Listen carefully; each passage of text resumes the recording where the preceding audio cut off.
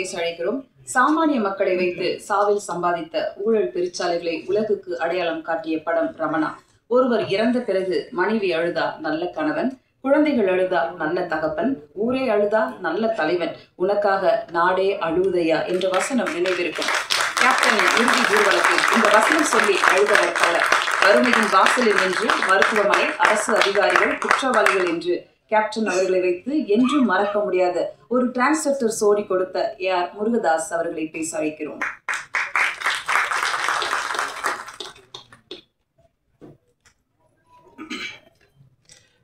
மேடையில் இருக்கும் அந்நியார் அவர்களுக்கு வணக்கம். சுதீஷ் சார் வணக்கம். இந்த படத்தின் கதாநாயகன், எதிர்காலத்தின் நம்பிக்கை நட்சத்திரம் சண்முகபாண்டி அவர்களுக்கு வணக்கம். சசி சார் வணக்கம் சார். கஸ்தூரிராஜ் சார் வணக்கம். அப்புறம் கழகத்தை தன் தோளில் சுமந்து கொண்டு வந்திருக்கும் பிரபாகரன் அவர்களுக்கு வணக்கம். கேப்டனின் அன்பு தம்பிகள், சகோதரிகள், தமிழகம் என்றும் இருக்கும் அனைவருக்கும் எனது வணக்கத்தை தெரிவித்துக் கொள்கிறேன். கேப்டன் ரமணாவில் மட்டும் எனக்கு அறிமுகம் நினச்சிட்டு இருப்பீங்க, கிடையாது. ரமணாவுக்கு முன்னாடியே எனக்கு ஒரு பரிச்சயம். ரசிகனா தேட்டரில் இருந்தது வேறு. அது உங்களை மாதிரி நானும் அவரை ரசிச்சிருக்கேன். கேப்டன் பிரபாகரன்லாம் 50-60 தடவை பார்த்துருப்பேன். டெய்லி நைட் ஷோ முடிஞ்சதுன்னா போய் உட்காந்துருவேன் அந்த தேட்டரில். திருப்பி பார்த்துட்டு இருப்பேன். நான் மட்டும் கிடையாது, மொத்தம் ஆடிட்டோரியமே ரிப்பீட். எல்லா டைலாகும் வர்றதுக்கு முன்னாடியே கிளாப் பண்ணிக்கிட்டே இருப்பாங்க. அந்த மாதிரி பார்த்துட்டு இருந்தேன். இன்னும் சொல்லப்போனால் ஒரு இன்றைக்கி நான் என்ன சொல்லுவாங்க, நீங்கள் உங்கள் படத்தில் வில்லன்லாம் ஹேண்ட்ஸமாக இருக்காங்க, வில்லன்லாம் ஹீரோவோட அழகாக இருக்காங்களே எப்படின்னு சொல்லி. ஆனால் வில்லனை ஒரு ஹேண்ட்ஸமாக ஒத்துக்கிறதுக்கு ஒரு ஹீரோவுக்கு ஒரு பெரிய நம்பிக்கை தான். நீங்கள் அதை யோசிச்சு பார்த்தீங்கன்னா அதெல்லாம் அந்த ட்ரெண்டில் ஆரம்பித்தவர் கேப்டன் அவர்கள் தான். கேப்டன் அவரோட வில்லன்கள்லாம் பார்த்தீங்கன்னா பயங்கர அழகாக இருப்பாங்க. அதுக்கு முன்னாடிலாம் அப்படி இருக்கவே மாட்டாங்க. அந்த ட்ரெண்ட் ஆரம்பித்தது கேப்டன் அவர்கள் தான். சத்யராஜ், சரத் சார் ஆகட்டும், இன்னும் நிறைய பேர் சொல்லிகிட்டே இருக்கலாம். அவரோட கம்பெனியில் அவர் அறிமுகம் செய்தவர். அவர் எவ்வளோ பெரிய இது.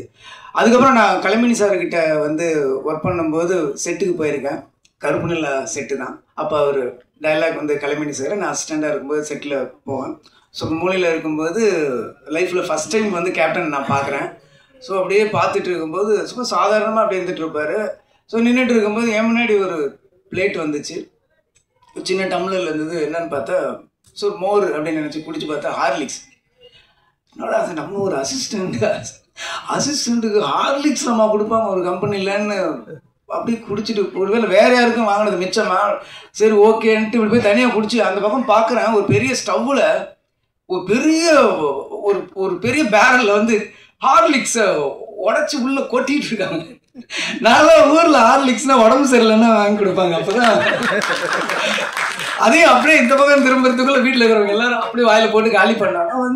ஹார்லிக்ஸ் ஒரு சினிமா கம்பெனியில் அதுக்கு முன்னாடி நான் கலைமணி சார்கிட்ட ஒரு 10 செட்டுக்கு போயிருக்கேன். அந்த மாதிரி நான் பார்த்ததே கிடையாது. ஹார்லிக்ஸ் ஆகட்டும், இளநீ ஆகட்டும், இது எல்லாருமே சொல்லியிருப்பாங்க. நான் கண்ணால் பார்த்துருக்கேன். சபரிமலை மாலை போட்டவங்கெல்லாம் கற்பனையில் கோவாவில் ஷூட்டிங் நடந்துட்டு இருந்தப்போ அப்போ அவங்க சாப்பிட்டுட்டு இருக்கிற இடத்துக்கு வராரு கேப்டன். அவங்க பார்க்குறாரு. பார்த்துட்டு இவங்களுக்கு என்ன எதுவும் வைக்கலன்னா, இல்லை கேப்டன் அவங்க நான்வெஜ் சாப்பிட மாட்டாங்க, மாலை போட்டிருக்காங்களே, அவங்களுக்குலாம் பக்கோட போடி அப்படின்னு அப்போ சொல்கிறாரு. எனக்கு எப்படி ஒரு கேப்டன் ஒரு படத்தோட கதாநாயகன் தனக்கு என்ன வருது மட்டும்தான் பார்ப்பாங்க. ஃபுல்லாக எல்லாருமே சாப்பிடணுன்ட்டு அந்த வயிறு நிறையணுன்னு நான் நிறைய விஷயம் கண்ணால் பார்த்துருக்கேன். அந்த ராஜபாதர் ஸ்ட்ரீட்டு கூட நம்ம பாண்டி பஜாரோட பேரல் ஸ்ட்ரீட் போகும்போது அந்த கம்பெனிக்கு நான் போயிட்டு இருக்கும்போது வெளியில் ஒரு 500 பேர் நிற்பாங்க. எப்பயுமே ஒரு 500 பேர் இருப்பாங்க. அப்போ கேப்டன் அவர்கள் அவர் கையால் அந்த பாக்கெட்டு சாப்பாடை கொடுப்பாரு. அதை நான் பார்த்துருக்கேன், எங்கனால பார்த்துருக்கேன். அந்த பக்கம் இருக்கிற மீடியேட்டர்ஸ் எல்லாருக்குமே அது ஒரு ஹப்பு மாதிரி இருக்கும். அந்த மாதிரி ஒருத்தரை நான் பார்த்தது நிறைய விஷயம். அந்த கேப்டன் பிரபாகரன் அந்த ஹெலிகாப்டர் ஷாட் அப்போ நான் இருக்கேன். அந்த டைமில் நான் கீழே இருந்தேன். அப்போ அதே மாதிரி சொன்னாங்க, டூப் போட்டு பண்ணிக்கலாம் அப்படின்ற மாதிரி சொன்னாங்க. அன்றைக்கி இவங்க 2 பேருமே வந்திருந்தாங்க, அண்ணியும் வந்திருந்தாங்க. அன்றைக்கி செட்டுக்கு ஒரு அம்பாசடர் காரில் வந்தாங்க, நல்லா ஞாபகம் இருக்குது. அன்றைக்கி அந்த பர்டிகுலர் ஷூட்டப்போ அவங்க இல்லைன்னு நினைக்கிறேன். அப்போ மட்டும் சொல்லிட்டாங்க, நீங்கள் அன்னிக்கிட்ட மட்டும் டூப் போட்டுதுன்னு சொல்லிவிடுங்க அப்படின்னு சொல்லிட்டு சொன்னாங்க. இல்லை கேப்டன் வேணாம், மாஸ்டர் ராக்கி ராஜேஷ்னு நினைக்கிறேன், அவர் சொன்னார், நான் டூப் போட்டு எடுத்துக்கலாம் அப்படின்னு. ஏன் டூப்புக்கும் ஒரு உயிர் தான், அவனுக்கு மட்டும் 2 உயிராக இருக்குது அப்படின்னாரு. அதெல்லாம் அவங்கள பக்கத்தில் இருந்து எந்த மைக்கும் கேமராவும் இல்லாமல் காதால் கேட்கும்போது ஒரு பெரிய மிரட்சி உண்டாயிடுச்சு, ஒரு மரியாதை உண்டாயிடுச்சு. அதுக்கப்புறம் அந்த ஷாட் அவரே பண்ணார். ரொம்ப கஷ்டம், நீங்கள் நினைக்கிற மாதிரி கிடையாது. ஒரு ஹெலிகாப்டர்ன்றது இந்த பக்கம் வெயிட்டு போட்டால் இந்த பக்கம் அதுக்கு தகுந்த மாதிரி வெயிட் போடணும், இல்லைன்னா அன்பேலன்ஸ் ஆகி ஹெலிகாப்டர் வந்து அது மேலே இதாக ஆரம்பிச்சிடும். இப்போ இருக்கிறதுல ரொம்ப ஸ்ட்ராங்கு. அந்த மாதிரி இருக்கும்போது கேப்டனோட வெயிட்டை மெஷர் பண்ணி அதுக்கு தகுந்த மாதிரி இந்த பக்கம் ஒரு வெயிட் வச்சு அதை பேலன்ஸ் பண்ணி இங்கேருந்து போனால் நீங்கள் ஒரு 20 அடிக்கு மேலே தான் அவர் கேப்டன் தெரியும். அதுக்கப்புறம் போனால் ஒரு உருவம் தெரியும். இங்கேருந்து ஒரு ஜூம் எவ்வளோ ஃபாலோ பண்ண முடியுமோ அவ்வளோதான் தெரியும், அதுக்கு மேலே தெரியாது. ஸோ எவ்வளோ நடிகர்கள் வந்து நடிக்கும்போது ஒரிஜினல் பண்ணுவாங்க, பாடி டபுள் பண்ணுவாங்க, ஃபேஸ் ரீப்ளேஸ் பண்ணுவாங்க, சிஜி பண்ணுவாங்க, எவ்வளவோ பண்ணிவிட்டு நான் தான் பண்ணேன்னுவாங்க. ஆனால் தான் பண்ணிவிட்டு வெளியில் வந்து நான் பண்ணேன்னு சொல்லாதீங்க, டூ பண்ணேன்னு சொல்லுங்கள் அப்படின்னு சொன்ன ஒரு பெரிய மனசு உள்ளவர் நான் அன்றைக்கி தான் நான் நேரில் பார்த்தேன். அதுக்கப்புறம் ரமணா உருவாகுச்சு. ரமணா உருவாகும் போதும் சரி, ஃபைட் சீன்லாம் பார்த்தீங்கன்னா ஃபைட்டர்ஸ் எல்லாரோட பேரும் தெரியும். எல்லாரும் சின்ன சின்ன ஃபைட்டரு, அந்த கம்பி கட்டுறவங்க, ரோப்பு இருக்கிறவங்க எல்லார் பேரையும் எல்லாருக்குமே தெரிஞ்சிருக்கும். அப்போ அந்த கம்பி ரோப்புலாம் அப்படின்னும்போது நீ ஃபைட்டருக்கு வேணா வை, எனக்கு வைக்காது அப்படின்றவார். என்ன இல்லை நான் இன்ன வரைக்கும் நான் ஒரிஜினலாக தான் பண்ணியிருக்கேன்.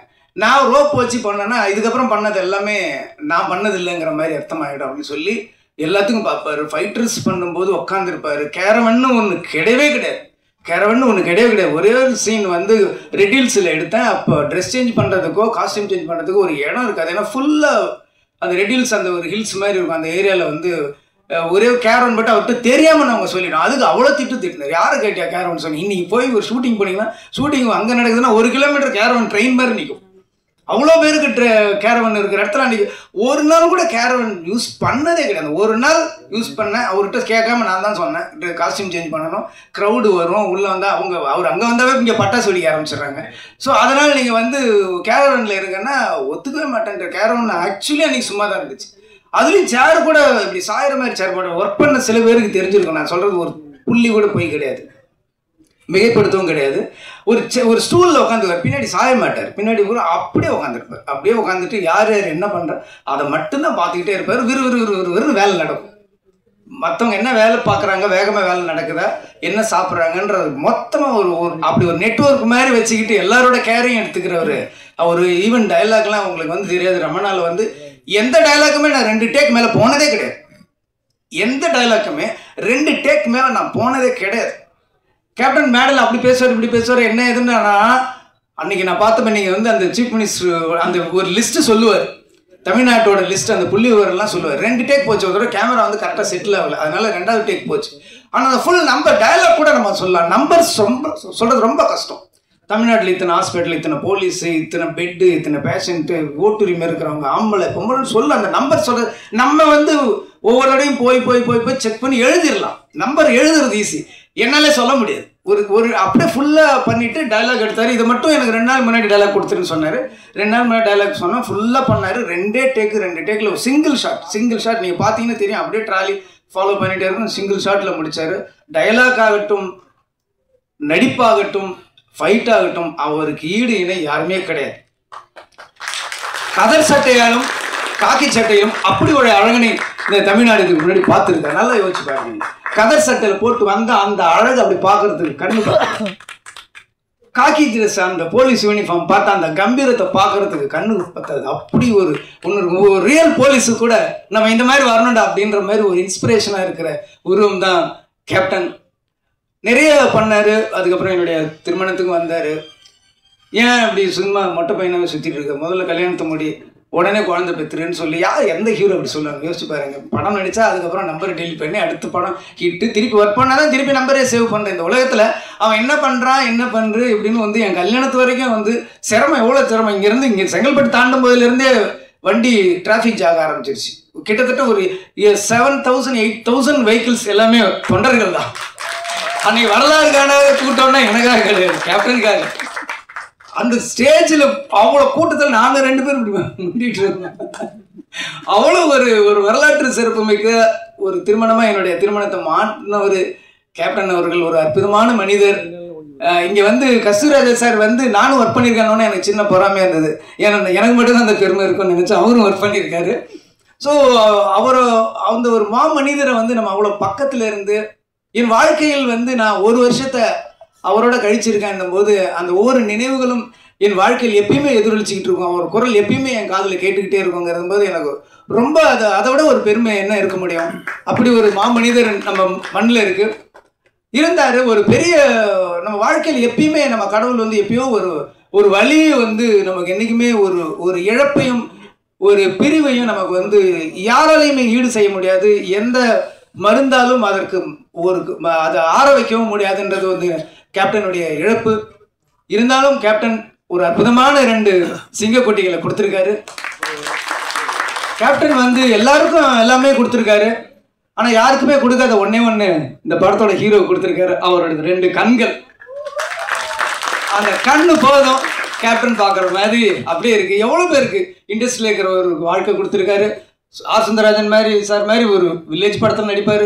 அந்த பக்கம் பார்த்தா ஆர்மியோட ஃபைட் பண்ணிட்டு இருப்பார். ஃபிலிம் இன்ஸ்டிடியூட்டோட இன்னும் அடையார் ஃபிலிம் இன்ஸ்டியூட் அந்த டைமில் வந்து அவ்வளோ இன்னைக்கு இருக்குது விஸ்காம் அவ்வளோ இருக்குது. அன்னைக்கு டைமில் அடையார் ஃபிலிம் இன்ஸ்டியூட் வந்து உள்ளே வந்தது Abavanand sir, Selvamani sir, Udhayakumar sir, அவ்வளோ பேர் இன்ஸ்டியூட்டில் அந்த டிஎஃப்டிலேருந்து வெளில வந்ததுக்கு எல்லாமே ஒரே காரணம் வந்து கேப்டன் அவர்கள் தான். இன்னைக்கு வந்து நடிகர் சங்கம் எவ்வளோ பேரை உருவாக்கியிருக்காரு. அவர் வீட்டில இருந்து ஒரு பையன் வந்து நம்ம இண்டஸ்ட்ரிக்கு வந்திருக்காருன்னும் போது நம்ம வந்து 2 கையை விரிச்சு அவருடைய வாரி அணைச்சிக்கணும் அவரை. அது வந்து அவர் சொன்ன மாதிரி இது கேட்கறதுக்கு எனக்கு உரிமை இருக்குன்னு சொல்ல என்ன செய்யறதுக்கு எங்களுக்கு கடமை இருக்குங்கிறது தான் உண்மை. அதனால பத்திரிகை நண்பர்கள் ஒரு 2-3 படத்துக்கு அவர் படங்கள்ல நல்லதை மட்டும் எழுதுங்க. நம்ம அதுக்கப்புறம் நம்ம ஒரு கரெக்டாக பார்த்துக்கலாம். ஆனால் அந்த ஃபர்ஸ்ட் என்கரேஜ் பண்ண வேண்டியது உங்கள் கையில் தான் இருக்குது. இண்டஸ்ட்ரியில் இவ்வளோ பேர் என்ன மாதிரி எவ்வளோ பேர் வாழ்ந்துட்டு இருக்காங்க, எவ்வளோ பேர் எத்தனையோ வயதுகள் இன்னமும் சாப்பிட்டுட்டு இருக்கிறதுக்கு அவர் காரணமாக இருந்திருக்காரு. அதனால அவருக்கா இந்த படம் மிகப்பெரிய வெற்றியை நம்ம கொடுக்கணும். அது அடையும். ரொம்ப பிரமாதமாக இருக்காரு. எனக்கு ஒரே ஒரு சந்தேகம் தான், எப்படி இவருக்கு கட் அவுட் வைப்பாங்கன்னு நான் ஆச்சரியப்படுறேன். ஏன்னா இவரே கட் அவுட் மாதிரி இருக்காரு. இவ்வளோ ஒரு கம்பீரமான ஒரு கதாநாயகன் தமிழ் சினிமா கிடைச்சிருக்காரு. ரொம்ப சந்தோஷமா இருக்கு. வளர்ந்து வாங்க, ரமணா 2 எடுப்போம். திருப்பியும் வந்து நம்ம காட்டுவோம். இந்த படம் ரொம்ப அற்புதமா இருக்கு. யானை வச்சு பண்ணியிருக்காரு. யானையும் ஒரு சிங்கம் நடிச்ச மாதிரி தான் இருந்துச்சு எனக்கு பார்க்கும்போது. கள்ளழகர்லையும் கேப்டன் அவர்கள் வந்து யானையோட நடிச்சார். அப்போ ஒரு இன்டர்வியூவில் நான் படித்த ஞாபகம் இருக்குது. நான் வந்து யானை வந்து அப்படியே ஒரு குழந்தை மாதிரி பிஹேவ் பண்ணுது, நானே ஒரு யானை வாங்கலான்னு இருக்கேன் அப்படின்னு ஏதோ ஒரு இன்டர்வியூவில் அது சொன்னது மாதிரி நான் படித்த ஞாபகம் இருக்குது. அவ்வளோ ஒரு அற்புதமானவர். இன்னும் சொல்லப்போனால் ரொம்ப கடினமான உழைப்பாளி. சேலத்துலேருந்து ஒரு இதுலேயும் நான் பத்திரிக்கையில் படிச்சிருக்கேன். சேலத்துலேருந்து ஊட்டிக்கு பைக்லேயே ஷூட்டிங்க்கு போனார் அப்படின்லாம் நான் படிச்சிருக்கேன். அவ்வளோ கடுமையான உழைப்பாளி. உழவன் மகன் படத்தில் வந்து ஏவிஎம் ஸ்டுடியோவில் 2 ஃப்ளோரில் வந்து ஒரு ஃப்ளோரில் வந்து ஃபைட் எடுத்துகிட்டு இருக்காங்க. ரிலீஸ் ஃபிக்ஸ் பண்ணியாச்சு. ஒரு ஃப்ளோரில் வந்து ஃபைட் எடுத்துகிட்டு இருக்காங்க. இன்னொரு ஃப்ளோரில் வந்து சாங் எடுத்துகிட்டு இருக்காங்க. ஸோ இங்கே ஒரு யூனிட் இங்கே ஒரு யூனிட் இருக்குது. இங்கே ஃபைட் பண்ணுறாரு, அங்கே போய் சாங் நடிச்சிட்டு வர்றாரு. 2 பேர் மாற்றி ஒரு 4-5 டேஸ் கூட நடித்தவங்க ராதா இவங்க எல்லாமே மயங்கி விழுந்துட்டாங்களாம். அப்போவும் ஹார்ட் ஒர்க் பண்ண ஒரு அற்புதமான ஸோ கேப்டன் வந்து எல்லாத்துலேயுமே ஒரு 100 மார்க் வாங்கினவர். உழைப்புலையும் சரி. நீங்கள் வந்து கேப்டனை வந்து வீட்டில் பார்த்துருப்பீங்க, நாங்கள் பக்கத்தில் செட்லேயே பார்த்துருக்கோம். அவர் அளவுக்கு நீங்களும் கடினமாக உழைக்கணும். அதே அளவுக்கு புகழ் கொடுக்கறதுக்கு தமிழ் மக்களும் ரெடியாக இருக்காங்க. எல்லாரும் அவருக்கு வாழ்த்துக்களை சொல்லணும். நீங்களும் இந்த படம் மிகப்பெரிய வெற்றி அடையணும். இந்த படத்தோட இயக்குனர், ஒளிப்பதிவாளர் எல்லாருமே நல்லா பண்ணியிருக்கீங்க. எல்லாருக்கும் என்னுடைய வாழ்த்துக்கள். படம் மிகப்பெரிய வெற்றி அடையணும்னு சொல்லி நான் இறைவனையும் கேப்டன் அவர்களையும் வேண்டிக் கொள்கிறேன். நன்றி. கேப்டன் சினி கிரியேஷன்ஸ் தயாரிப்பாளர் எல்கே சுதீர் சார்பாக இந்த இடத்துல ஒரு செய்தி அவருக்காக சொல்ல விரும்புகிறேன். கேப்டன் சினி கிரியேஷன் ஆரம்பித்து 25வது ஆண்டுகள் நடந்து இந்த வெள்ளி விழா ஆண்டில் முருகதாஸ் சார் சொன்ன வார்த்தையை அப்படியே ஏற்று ரமணா 2 செய்யலான்னு தயாரிப்பாளர் தயாராகிறாரு, இயக்குனர் தயாராகிறாரு. இதற்கு இதை அறிவிக்கிறார் உங்களுடைய சம்பவத்தோடு சொல்லியிருக்கோம். தேங்க்யூ. இந்த படைத்தலைவன் இன்னொரு வெற்றியை அறிமுகப்படுத்தும் போது ரொம்ப சந்தோஷமா இருக்கு. Thank you Murugadoss sir. அடுத்ததாக நான் பேச